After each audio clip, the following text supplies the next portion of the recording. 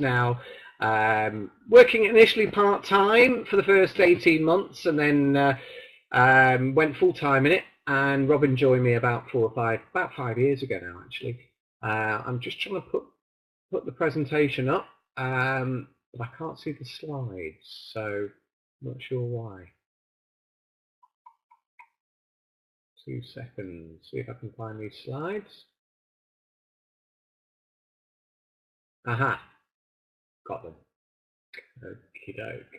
So really tonight what I'm going to talk about is getting back on track, because obviously we're going through quite a lot of challenges within the company at the moment, but there's no reason why you can't get your business back on track. Yeah, a lot of it's been out of our control. In fact, it's all been out of our control, but circumstances are the circumstances. It is what it is, and we can work through it. And tonight I'm going to give you some great hints and tips on how you can work through it beyond 2017 and into next year, because what you do now in the next few weeks and months will make a difference on how you start 2018 and how your business is going to go. So yeah, okay. So yeah, it's been tough, as I say, circumstances beyond our control. Sometimes it's worth thinking, if you can't control something and you don't have any influence over it, why worry about it? Yes, we've all been concerned about some of the challenges that we've been thrown at.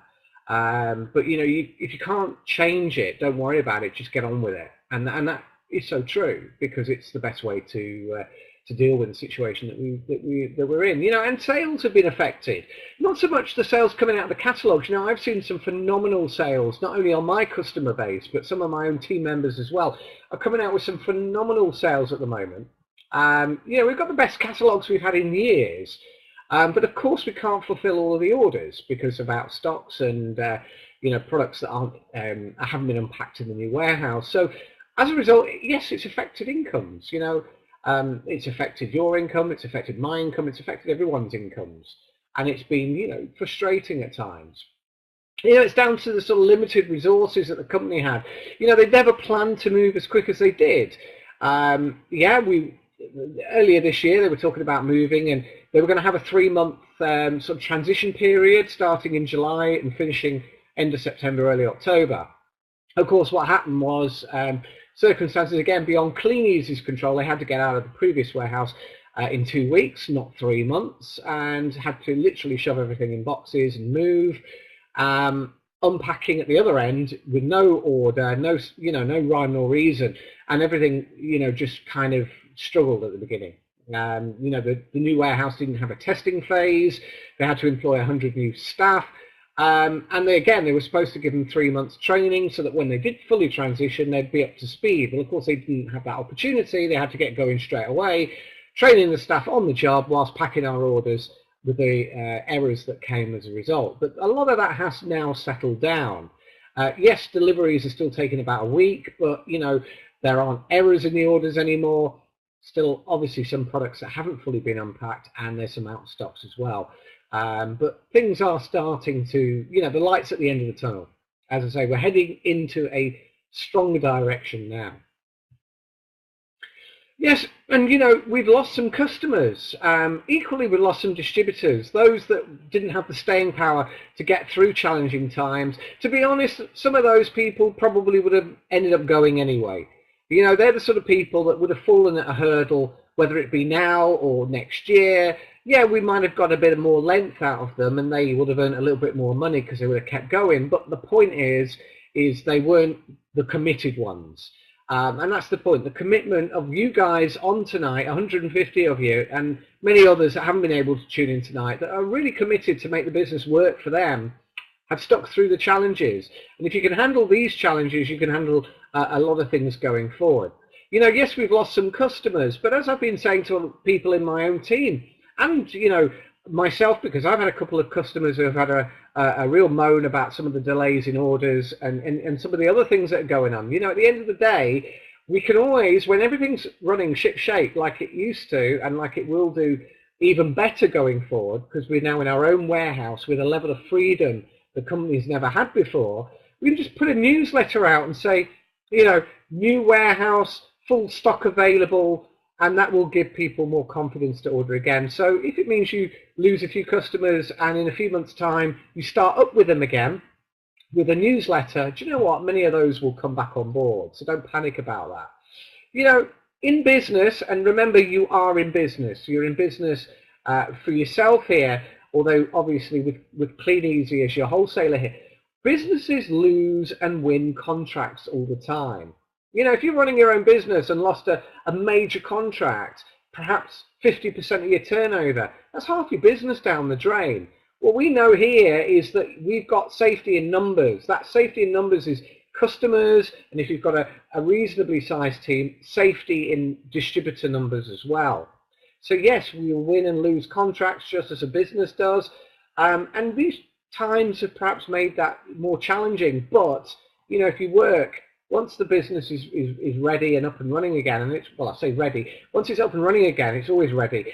You know, but we're getting there. You know, Michael's announced that there is an investment coming through from the Americans now, the owners of the company, that will put to pay a lot of the out-of-stock problems that we've been struggling from. And do you know, another thing, I've heard people say who are building a team, I can't recruit right now because I can't bring people into week-long deliveries and, you know, 20-30% out of stocks. Do you know what? New distributors won't know the difference. For example, you know, I'm not going to slate any other company, but there's a company beginning with A and ending with Von, been around for years and are great at what they do, but their distributors typically wait 2 or 3 weeks for them to get a delivery off the company, and often find that because they might place an order, you know, they place an order once a month, once a campaign, as they call them. If that distributor's allocated delivery or ordering day is at the end of a campaign, they will find that they won't get a lot of products because they've been ordered prior by the other distributors. So, you know, new distributors don't know what to expect when they join. So at the end of the day, don't stop recruiting, you know, because when things get better, then it will just be even better for the distributors, the new people that have started. But you know, so there's no point whinging and whining to a new distributor and say, oh, it's terrible, isn't it? You know, terrible to what? Terrible to what we had 3, 4, 5, 6 months ago? They won't know that because they weren't here. So at the end of the day, you know, a week for delivery for new distributors isn't an issue because they don't know any different until it gets better, of course, and then they will see how it was and how it will become. Do you know, guys, when it's tough, you've got to set some goals. You know, what income per period do you want to be earning by Christmas? You won't go very far in this business if you haven't got a focus. If you don't know where you're going, it's like getting in a car, not knowing where you're driving. You know, you've got a destination in mind when you get in a car. Have a destination in mind with this business. It doesn't have to be long term. It can be, what do you want to be earning per period by Christmas and beyond? You know, what do you want to achieve in the business long term? There's a lot available. You know, there's a lot of money there. There's a lot that you can do with this, not just financially, but for personal achievement's sake and helping other people achieve what they want too. But do you know how to get it? And if you don't, speak to your sponsor. There are people upline from you that know exactly how to achieve what you want to achieve. Go and find somebody that's earning more money than you in the business and listen and learn from them. You'll be surprised how many people are willing to share their experiences and their education with you about how they've achieved it, because if you do what they've done, you'll naturally get what they've got. Not straight away, but certainly in time. Do you know, you need a strong burning desire that are stronger than any challenges. At the end of the day, you know, if your desire is 8 out of 10 to achieve in this business and the challenges are 5 out of 10, do you know your desire is stronger than the challenges? And yes, the challenges are 5. They're, you know, they're there. They exist. They are uncomfortable. But your desire is so much stronger that you'll jump over those challenges. You'll find a way. But you know what? If the challenges remain at 5, but your desire is a bit wishy-washy, you know you should be doing this business, but the desire really isn't strong enough. The goals aren't strong enough. You'll plod along. You're quite happy to do that. You may be a 3 or a 4. But the challenges are still at a 4. So what happens? You meet the challenges head on, and you don't have the will and the desire and the determination to rise above them. You'll meet them, or you'll be below them. The challenges will beat you, and you'll fall at the hurdles. And therefore, you need to have You know, you need to do some soul searching, sit down and set some goals and decide what you want out of the business, and then talk to the people that are earning the money on how to achieve it. And you know, I'm going to talk about this because, as I say, I joined the business, 11 years ago, and 18 months, and I built a £1,200, £1,300 a month income and left my job and went full time. And I quite quickly, within about a year, built up to a £2,000 a month income. But when I got there, because Robin, my wife, was working, and although I had stronger goals, the desire and the burning desire wasn't strong enough. So I kind of kept just ticking the business over, earning £2,000 a month. Robin had a full-time salary, and we were comfortable. You know, weren't living the lifestyle I wanted, but comfortable. You know, we had money to spend and money to blow. So there I was in 2011, 3 years after hitting that first £2,000 a month check, and I was still earning it. And, you know, as I say, I was comfortable doing that. But what happened in 2011? Well, the year before, we had our first son. And Robin had a, you know, maternity leave. And at the end of maternity leave, her income was gone. She was made redundant. So now we were living on just £2,000 a month, which some people's, you know, a good income to live on. But for us, when half of that £2,000 goes on your mortgage, doesn't leave a lot left for bills and leaves even less to feed yourself and absolutely zero to live a life, you know. So with Robin's income gone, we decided that she would join the business. She had a choice. We had a choice. She either went back to work, and we then spent most of her income on childcare, or she got involved part-time, because obviously a year-old, you know, a year-old son requires a lot of full-time, you know, attendance, you know, and looking after. But we needed £3,000 a month to live on and get by, and maybe just have a little bit left over. So we decided to make a plan. We could either cut business expenses, i.e. lower the investment, so in other words, not renew our catalogues when the new edition came out, not put money into advertising to recruit for distributors, or we had the choice of increasing the income. So, you know, we could lower our expenses but not increase our income, and by lowering expenses we were lowering our investment to grow a business. We would never grow above £2,000 a month by cutting expenses, but if we kept the expenses the same and just worked harder, we could get that income up to £3,000 a month as quickly as possible. You know, we had a choice. We could either retail an extra £2,000 a month, and at that point I was retailing £2,000 a month personally from the catalogues. I could up it to £4,000 a month and plug most of that extra £1,000 that we needed. But then I'd fall into this trap of becoming a retailer with a bit of a team.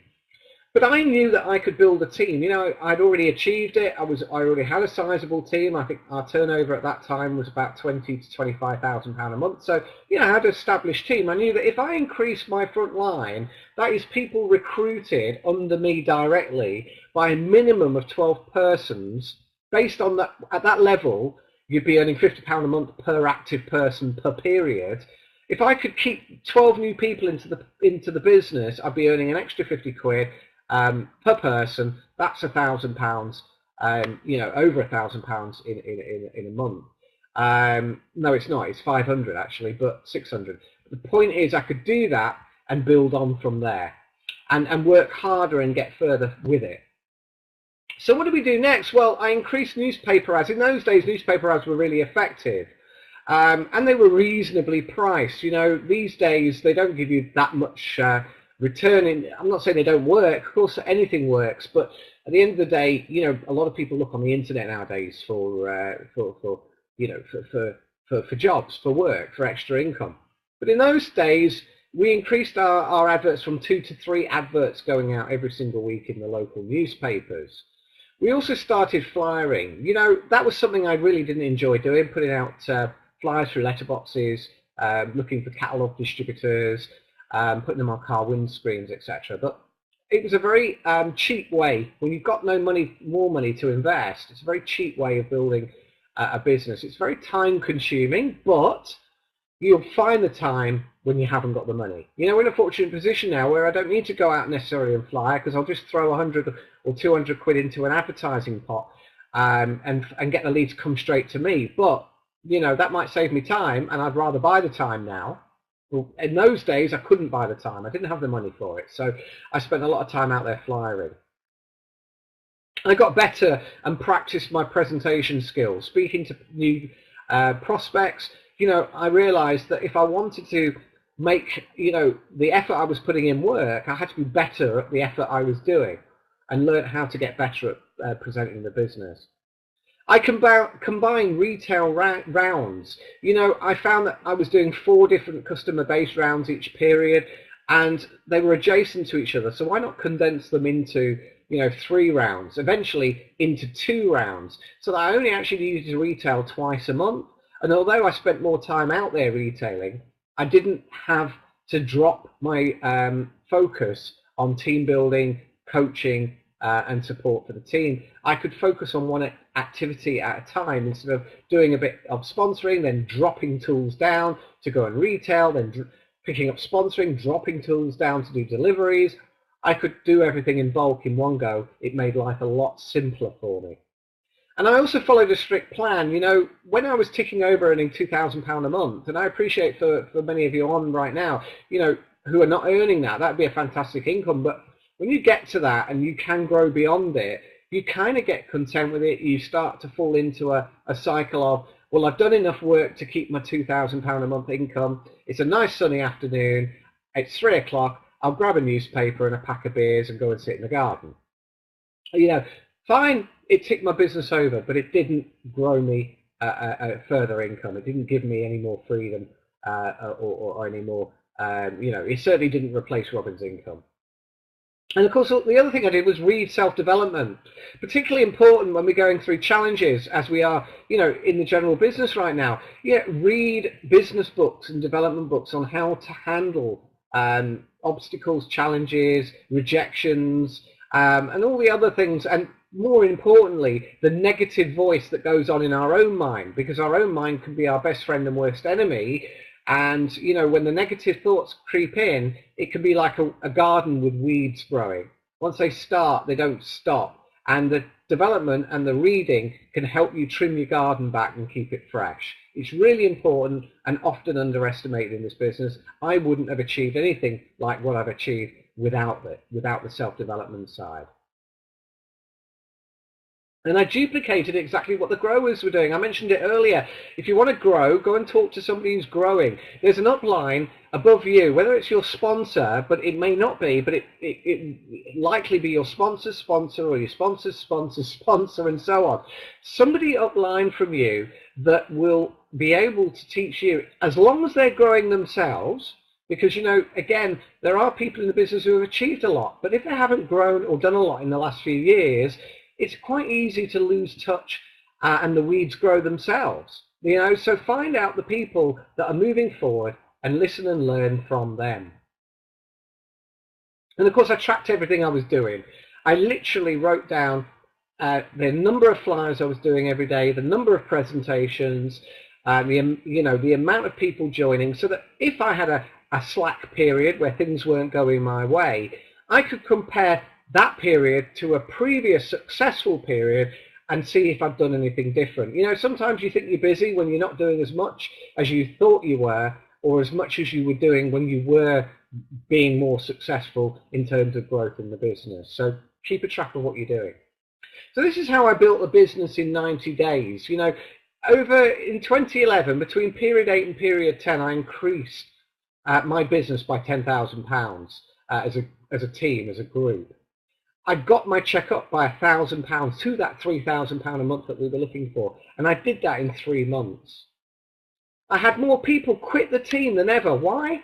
Because I had more people that I recruited than ever. Of course, the more people that you speak to, the more people are going to say no to you and reject you for the business, but it's not a rejection, it's a not right now in most cases, or it's just not suitable for them. But the point is that the more no's you have, the more yeses you have. The more people you recruit, the more people you're going to lose, but you know what? The more people are going to stick as well. I followed the magic formula that we use in our business, and that is 20-10-1. If you get 20 people that are interested, and I'm not talking a fleeting inquiry on Facebook, I'm talking about somebody who says they would like to progress to the next level, and find out and actually commit to actually talking about the business with you, whether it be on phone, person to person, or whatever. If you can get 20 people 10 of them will show up. 10 of them won't, but focus on the 10 that will. Speak to the 10 that you can see through a presentation. And out of those 10, a minimum of 1 people will join every week. Now, if you keep that up every single week, which is what I did in those 3 periods in 2011, I can guarantee that you will put on thousands of pounds worth of turnover onto your bottom line in your business and your income as well. And of course, again, I track myself all the time. So in 15 weeks, over the summer of 2011, up to the October, I put 22,000 flyers out, 22,750. That's a lot of flyers. We'll actually break it down, and it's only 1,500 a week, 300 a day, 5 days a week. It's about an hour and a half's work, that's all, a day. I generated 147 leads from those flyers, so that worked out that 1 in 150 odd flyers generated me a lead in the quietest time of the year, because summer is. 167 people out of those 147 I presented the opportunity to. Out of those, 9 joined. 7 of them went on to place orders, earning themselves money and putting bottom line into my team. And you know, that was just one rod in the pond, because I also had my newspaper ads out at the time, and we were just starting up with the internet as well. So what are the rods in the pond? Well, flyers are just one of them. You can put shop adverts in, looking for distributors in your local area. You know, you can go into a shop, don't approach it and say, how much is it to put an advert in? Just say, look, I'm providing a local service to the community. You know, I'm looking for people to provide work for. So can I put this up in your shop to help, you know, people out of work in the local area? Do you know, they may very well waiver the charge for putting a shop advert in. 3-foot rules, meaning that you're in a supermarket queue, for example, and you know the queue's taking a little bit long, and the person in front of you or behind you starts striking up a conversation, and you know, you might like them and see they're quite, you know, personable person. You can say, hey, I'm looking for somebody really friendly, just like you. If you know anybody who's looking for work part-time or full-time at the moment, here's a flyer, please pass it on. Never use the "are you looking for work" direct approach, because people will kind of step back and think, oh, I'm on the spot here. But use the third party. Oh, if you know anyone that's looking for work, by the way, if you know anyone, just pass this on to them. Putting posters up as well, you can do that. There's internet ads, of course. You know, you find places to put adverts on the internet, and there are numerous places you can do that, including free job websites. Social media, Facebook, great, another way of getting interest. The war market, you know, people go straight out and look for the Joe Public when you've got a whole social network of people that you can be talking to. Drip feeding them, you know, just bits of information about the business until such time as they turn around and say, oh, I'm interested in finding out more. Do you know, these are the things that work, but also be creative. Don't waste time on something that your upline will tell you, look, we haven't done it, so I don't know if it will work. But if you've got some dead time and spare time and you're achieving your targets each week that you've set yourself, then start investigating other little options that you can do as well. It's one thing, you know, in this modern world, that we've got to be entrepreneurial and innovative with our ideas. But you know, I did that for 90 days. We call it a 90-day plan, where if you bring 1 person a week every weekend from the activity that I've just mentioned, you will build a big business. But you know what? Don't take your foot off then, because if you take your foot off after 90 days, you won't go back to where you were, but you will slide a little bit, because obviously you're still bedding in lots of new people. So do it for 2 years of that kind of level of activity. And if you do it for 2 years, I can guarantee you right now, and I'll put £100 on it to anyone that's a betting person, because I'll put the money on it, that you will have a permanent bronze executive business with a 2 to 3 grand per period residual income. And what do I mean by residual income? That means that's an income that comes to you even if you don't work that month. Take the month off, you still earn, because your business is still turning over, because your team is still turning over. But you've got to give it a couple of years before you're going to have a walkaway income like that. You can earn that much quicker than that, but stop putting out catalogues, stop recruiting, and you won't have that. You need a couple of years of dedication to earn that kind of residual income. And I did it for 3 to 4 years before I had we had our second child, And then, yeah, I fell off the 90-day plans. And I built a residual income by that. If you do it for 5 years, solid, that is 5 years, no holidays, you know, working around the clock, 7 days a week sounds horrendous, doesn't it? But you know what? 5 years of your life, you'll have a permanent SED business with at least a £5,000 a month residual income. Again, £5,000 a month, you don't have to work. Or you've got another choice. You spend 45 years up until from the age of 20 up till 65, and that will go up and keep going up, exchanging hours for income. The minute you stop working, you have no income because you're exchanging hours for a direct income. And you know what? People will say, oh, 2 to 5 years of working this business, no holidays, you know, 7 days a week. Oh, that's terrible. That's going to be really hard. Well, do you know what's harder? Working 45 years for a boss for the rest of your life and having no income at the end of it. Yeah, you might get Saturday and Sunday off in that 45 years, but you take those 45 years, put 5 years of those 45 years into working a solid business, and you'll have 40 years of not having to worry about ever working again if you choose not to. Of course, if you want to earn more than £5,000 a month, you can keep working.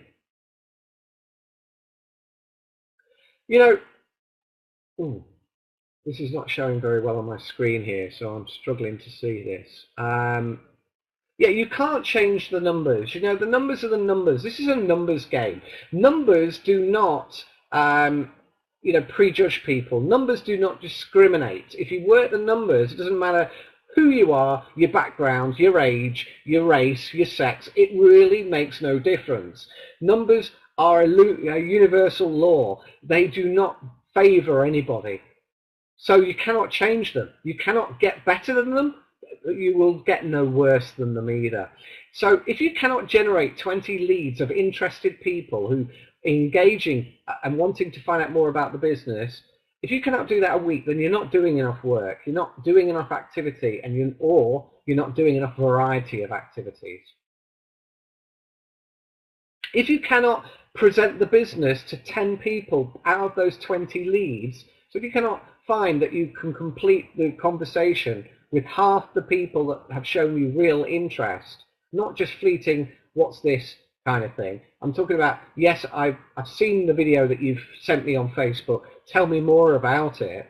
That's a proper lead. But if you can't get half of those to commit to actually speaking to you about the business, then you are doing something wrong in the way that you are approaching them, and you need to speak to your upline.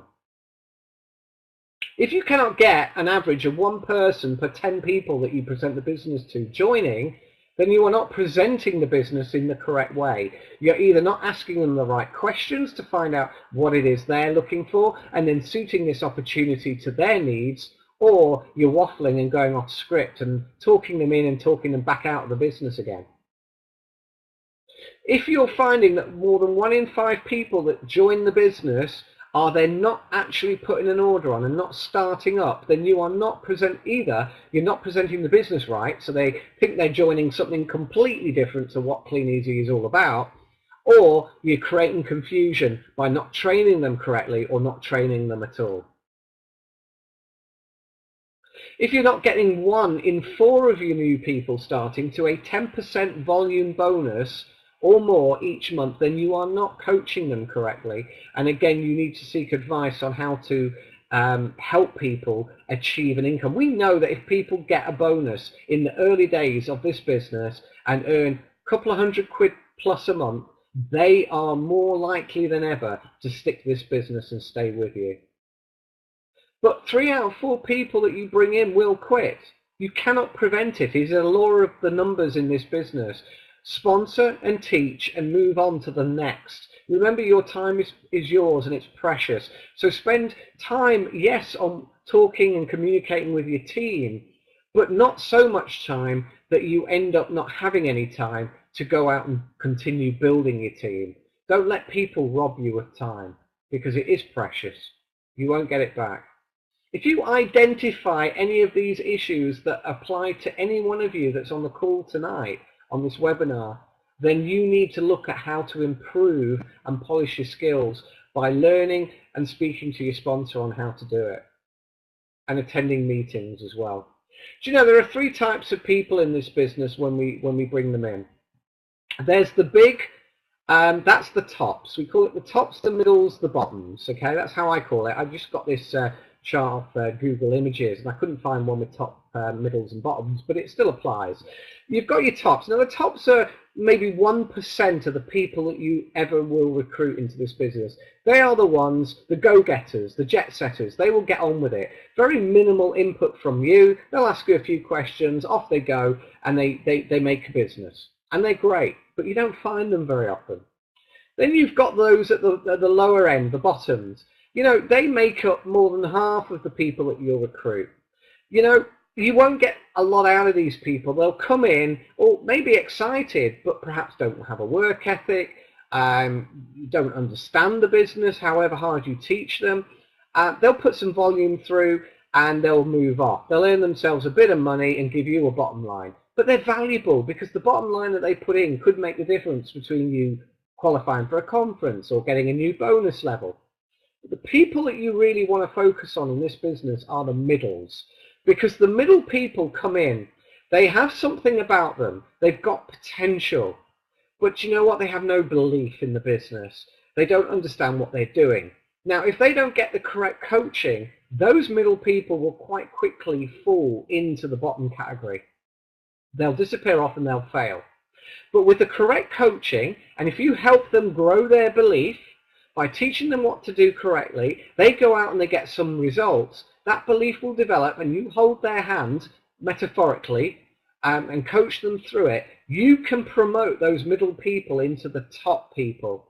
The middle people are quite a large chunk of people. A good 20% of the people that you'll go out and recruit, 30% will come from that middle group. And those are the people that can become the big people, but you won't, if you're constantly looking for the best person, you know, they are so few and far between, the go-setters that get off the ground straight away and go out and build a big business without very little input from you. They're very, very few and far between. It's the fairly sizable middle crowd that with coaching and support, you can turn into the top people. And that's how coaching makes all the difference in this business. Otherwise, you're just throwing mud against the wall. Recruiting people, they go. Recruiting people, they go. Work with people, and you'll be surprised how far the people will take their business and your business with it. Fortune is in the coaching, guys. So some don'ts. Don't assume that you're already developed enough. You know, no one is. At the end of the day, I'm still on a journey of learning, and I will continue to be so. So I still read books, I still attend meetings, I still learn every day something about the business. Probably more so lately with the challenges than I have done in a while. It's been a good learning curve. It'll make for a stronger business as things settle down and we get back on track. For all of us that have taken the opportunity to learn from the challenges. Don't assume that you know what someone wants out of the business. You know, just because you joined for 50 quid a week, or just because you joined because you saw a network marketing opportunity, don't assume that everybody else will think the same. Everybody joins for different reasons. Find out what their reason is and work with them accordingly. That's part of the coaching. Knowing why they joined is part of the coaching, because then you've got something to work with.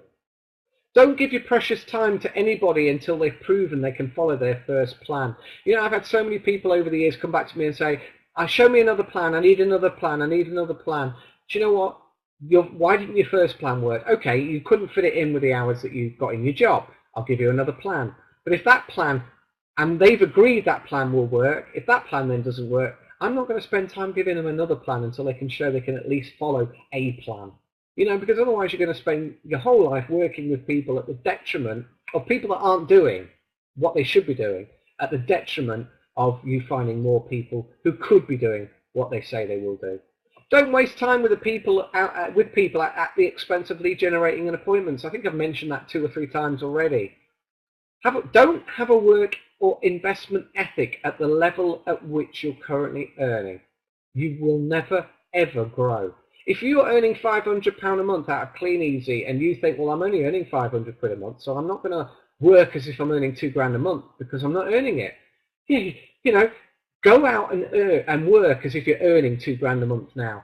And yeah, next month you'll earn £600 a month, and the month after you'll earn £900 a month. Still not the £2,000 a month, but I guarantee that within 3 or 4 months you'll be earning that £2,000 a month, and you'll continue earning it even when you drop your work ethic down a little bit, because you've built the business. And that's the point. You cannot move in this business until you work harder than what you're earning, than what you're being paid for. Don't look for networkers. Like I said on the last slide, don't look for the 1% of those that you recruit, let alone the population, to be networkers. Just expose everybody into the business, plug them into your group, Facebook chats group, Facebook groups, meetings, of course. They will get involved. Get them involved in the group. Get them involved in the business. Get them involved with other successful people. And you know what? If you do that enough times, they will upgrade themselves. You don't have to go, drag them kicking and screaming to earn more money. If you expose them to people that are already earning more money, they will upgrade themselves. And just because you're earning more than them, it doesn't mean they'll listen to you. They need to see other evidence. They need to see other proof. And leads are leads, guys. Don't stop looking for dross. And I say dross, it sounds an awful word, but you know what? A lot of people out there are. They've got no work ethic. They're looking just for a bit of money without minimal amount of work. Do you know what? You won't know who your good person is until they've proven themselves as to what they're able to do. I've got people in my team who I didn't think would go far, who have. I've got people in my team, well, they're not in my team now, who I thought would go far, but didn't have a work ethic. They just knew how to do a lot of this talking, they talk the talk but didn't walk the walk. And don't build people's businesses. It's very tempting, if you've got somebody in your team who you particularly like and you think, oh, they're really desperate for money, I'll give them a few people. That will give them a bit more income. Well, you know what? The thing there is that you'll be always indebted to them, and they'll always be indebted to you, because they won't learn how to be any better than what they're at, because what they've achieved you've given to them. They won't have learned how to maintain it themselves, and should you not be able to do it anymore, they will drop backwards and they'll expect you to continue giving them a business, and you'll expect them to take the reins for themselves, and you'll end up at loggerheads. It causes fallouts. I've seen it time and time again across the network. And don't expect your team to grow faster than you are. If you've got a team where you've got team members who are sponsoring, don't turn around and say, do you know, my team aren't bringing enough people in. Look at how many people you're bringing in. You set the pace, you set the example. Do you know, my team started building big teams below me in my network when I started building a big front line of my own. They saw I could do it. I made it look easy because the results were coming in, and they started doing the same. Do you know, guys, the question I've got to ask you is it worth it? Is it worth giving just a few years of your life to work this business hard so that you can enjoy incomes? Because, that was our check last November last year for a 4-week period. And it wasn't the effort that we put in that period, although I do work hard. I still work hard. I play hard and I take time out too. But when I'm in my arena and when I'm on it big time. But it wasn't November's effort that got me that check last year. It was all the years compounded. And, if I take time out, I'll still earn an income along those lines. Obviously not so much recently with some of the challenges that we've had. Not all the stock is going through that our distributors are picking up. But, we will have those incomes back and more, because now the company's got its own warehouse and is not tied. It's the first time in so many years. We are all able now to build further and further and further with all the new things that 2018 will bring. Once the company settled down, Michael will have lots and lots of plans to announce next year of the way that we can move forward and make more money than we've ever made.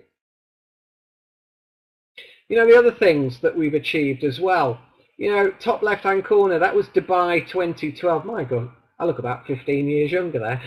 It was only 5 years ago. But Robin always wanted to swim with dolphins, and that's something that we achieved, not just once, but twice, because we did it again in Jamaica when we went 2 years ago. Get the opportunity to go without asking the boss for time off work and worrying about how much it will cost. We able to go off to South Africa because my wife is originally from Cape Town, and that's the view from the local beach about a mile down the road from where her mum lives. If we walk on the beach, that's exactly the scenery we see. We can choose to do that whenever we want. Do you know, 3 or 4 years ago, when we first started hitting our £5,000–6,000 a month checks, we decided to buy ourselves an apartment out in Spain so that we had somewhere, a little holiday home and an investment to go to in the sun. But because we kept going out there a few times a year, we fell in love with the place. And when the villa on the bottom right-hand corner came up for sale at the end of last year for an absolute bargain, we thought, we've got to have it. We've got to have that. And we now have that as well. And we stay there when we go out now, of course. But we rent those out and make a little bit of extra money from doing so, mainly to cover the costs of running the places, but just a little bit of extra money as well. So, you know, the harder you work, the more opportunities that open up for you, the more investment opportunities you get to make more money from the things that you're able to invest in as well. So it's a win-win situation, using the clean, easy business as a vehicle to get yourselves there. Do you know, and the reason why I've worked hard for those years is this. I mean, it's just fundamentally, it's not for the villas and the holidays and the trips and the money. It's for the freedom of lifestyle that we have. You know, I've seen my 2 boys grow up. You know, my father, who had 2 boys, I've got a brother, you know, until I was old enough to stay up a bit later at night, perhaps 9 or 10 years of age, you know, prior to that age, I was in bed when my dad got home from work. I only saw him at the weekends, and he was too bloody tired, because he used to run around the country as a sales rep. He was too bloody tired to do anything with me. And then he had the car to wash and the chores to do and the gardening to do.